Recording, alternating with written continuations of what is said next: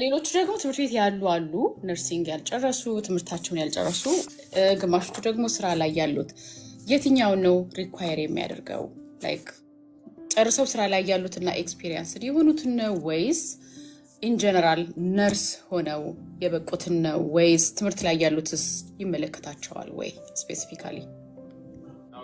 ያው እነሱ የሚቀበሉት አሜሪካ ውስጥ ለሆኑት የመጨረሻ ተማሪዎችን ይቀበላሉ። ታውቂያለሽ፣ መጨረሻ ተማሪዎችን እንደውም አቫንቴን ሰሞኑን ያወጣውን ፖስት ያደረገውን አይተሽው ከሆነ ስኮላርሺፕ ራሱ ይሰጣሉ መጨረሻ ዓመት ላሉ ተማሪዎች።